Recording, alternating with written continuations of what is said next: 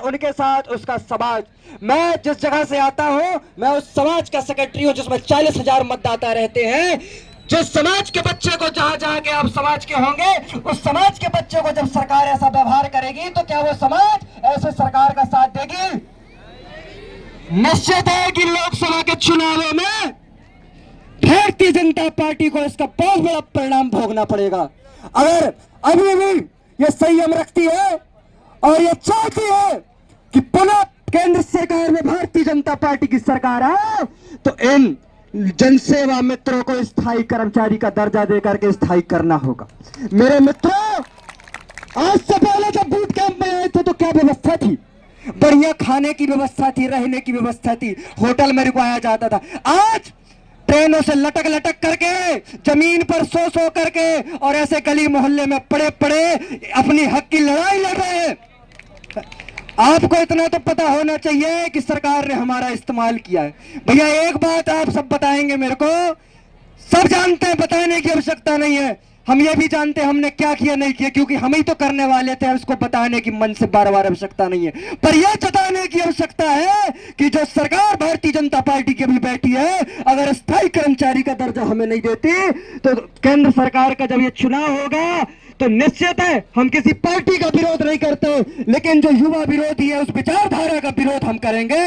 और इसको निश्चित रूप से हम वचनबद्ध होकर दोनों हाथ उठाकर कहते हैं कि स्थायी रोजगार अगर हमें नहीं मिलता तो हम उस सरकार का विरोध करेंगे जो हमारे लिए अच्छा नहीं सोच सकती। करेंगे कि नहीं करेंगे? किसी से दबे है क्या? किसी से दबे है?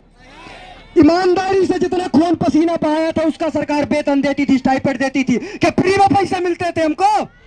दिन भर काम करते थे, 10 बजे से 5 बजे तक अपने घर के काम को छोड़ देते, अपने पढ़ाई के काम को छोड़ देते और ग्राम पंचायतों में जा करके और वहां पर लोगों की मदद किया करते थे। और उसका परिणाम क्या हुआ? आज इस गली में, इस धूल में, इस धक्कड़ में ये मेटी बिछा बिछा करके धूप में हमारी बहनें और हमारे भाई बैठे हुए हैं।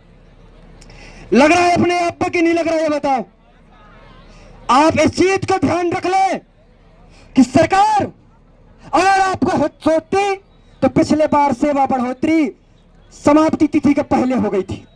इस बार न कोई पत्र आया, न कोई जानकारी आई।